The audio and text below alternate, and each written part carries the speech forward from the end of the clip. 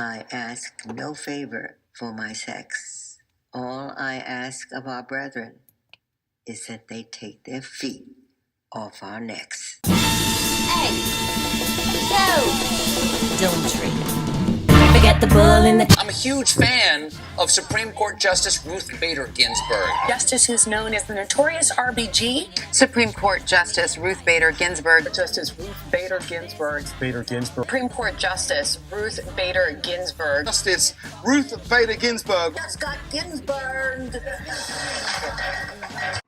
Ruth Bader Ginsburg's victory in the 1975 Supreme Court case Weinberger v. Wiesenfeld both revolutionized the jurisprudence of sex-based discrimination in the United States and emphasized the true meaning of feminism by proving Section 202G of the Social Security Act unconstitutional. During the 1960s and the 1970s, a second wave of activism in the women's rights movement gained great momentum. Despite earning the right to vote in the 1920s with the ratification of the 19th Amendment to the United States Constitution, women were still denied many rights. For example, women were denied equal protection under the law. Males were generally preferred to females in the professional world, and women could be fired from their occupation for being pregnant. Additionally, women could not sue for sexual harassment in the workplace. Marital rape was not criminalized, meaning that women could not refuse to have sex with their husband and would also have a hard time filing for divorce. In many states, women were not able to serve on juries, and women faced difficulties obtaining credit cards. Inspired by their ancestors who earned women's suffrage, they began to protest these institutionalized discriminations through rallies such as the 1970 Women's Strike for Equality and written protests such as Betty Friedan's 1963 book, The Feminine Mystique. In 1962, civil rights activist and lawyer Polly Murray was the first person to propose using the 14th Amendment to argue against sexist laws. Murray and her ideas became the foundation for many Supreme Court cases that followed, such as Reed v. Reed, 1971, which declared sex discrimination as a violation of the 14th Amendment, and Roe v. Wade, 1973, which legalized first trimester abortion. Ruth Bader Ginsburg quickly rose as a prominent figure in the legal world after graduating Columbia Law School at the top of her class in 1959 as one of only 2 women. I'd for first. We'll call that first. Even after graduating college with honors, she had difficulty finding a job because she was a woman. I had 3 strikes against me. 1, I was Jewish. 2, I was a woman, but the killer was I was the mother of a 4-year-old child. She eventually found herself as a law professor and became general counsel to the American Civil Liberties Union. In 1971, Ruth Bader Ginsburg, in association with the ACLU, helped bring an important sex-based discrimination case to the Supreme Court, Reed v. Reed, a case that challenged an Idaho law that preferred men over women to be administrators of a state. In her famous brief for Reed v. Reed, RBG argued that laws which disable women from full participation in the political, business, and economic arenas are often characterized as protective and beneficial. Those same laws, applied to racial or ethnic minorities, would readily be recognized as invidious and impermissible. The pedestal upon which women have been placed has all too often, upon closer inspection, been revealed as a cage. Reed v. Reed became the first gender discrimination case to come before the Supreme Court. Ginsburg's colleagues were victorious. The Idaho Probate Code violated the 14th Amendment. In 1972, RBG became the first tenured female professor at Columbia Law School. In the same year, she started the Women's Rights Project at the ACLU.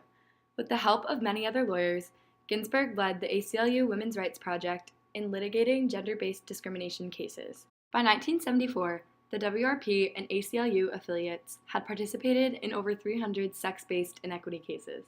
Ruth Bader Ginsburg's involvement with the WRP and ACLU expanded the discussion of sex-based discrimination, leading to her litigation of 3 groundbreaking widower cases, most importantly, Weinberger v. Wiesenfeld. Some of the leading cases that laid the groundwork for gender equality jurisprudence involved male plaintiffs. In many cases, men complained about discrimination rooted in a certain way of thinking about women as homemakers, dependents who were subservient to the male head of household.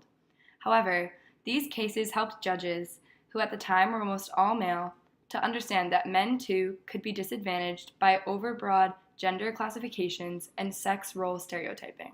Ruth Bader Ginsburg's Supreme Court case Weinberger v. Wiesenfeld demonstrates a perfect example of this. We'll hear arguments next in 73-1892, Weinberger against Wiesenfeld.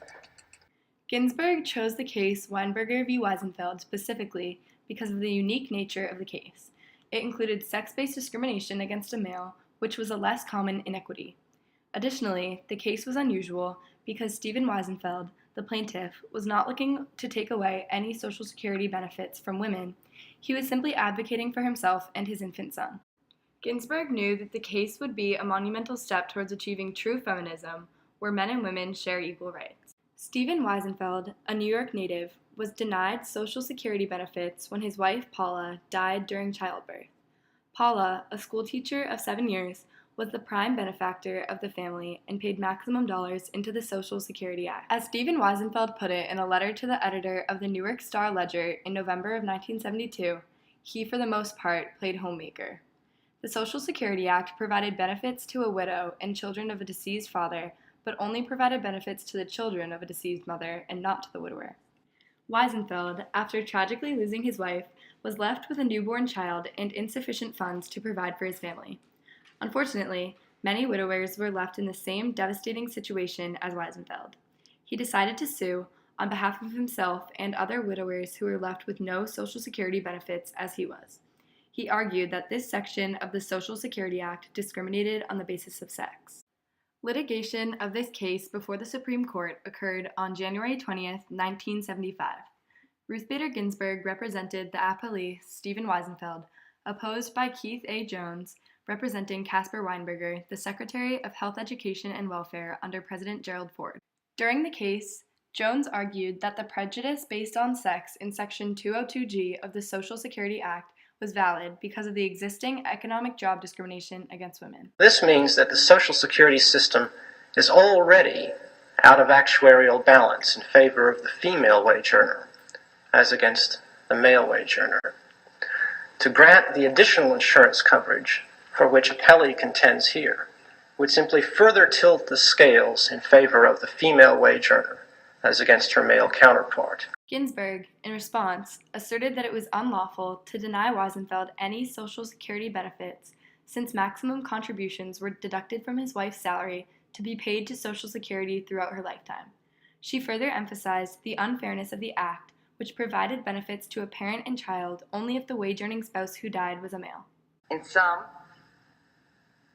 appellee respectfully requests that the judgment below be affirmed, thereby establishing that under this nation's fundamental law, the woman worker's national social insurance is no less valuable to her family than is the social insurance of the working man. The oral argument lasted for 52 minutes, yet the unanimous decision from the Supreme Court justices came in March of 1975. The Supreme Court found that the purpose of the Social Security benefits for the surviving spouse and children is to enable the surviving spouse to properly care for the children, regardless of the gender of the parent.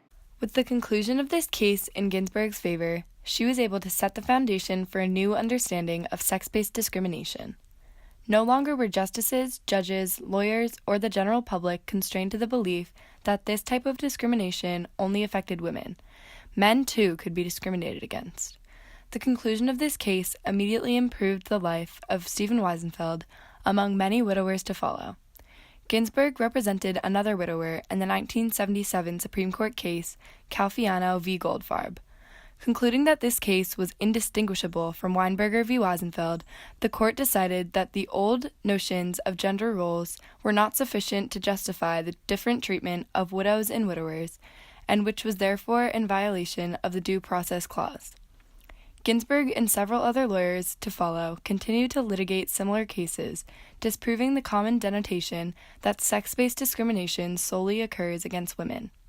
Ruth Bader Ginsburg's victory in the 1975 Supreme Court case, Weinberger v. Wiesenfeld, transformed the jurisprudence of discrimination based on sex in the United States by proving Section 202G of the Social Security Act unconstitutional. Hey, yo! Don't trip.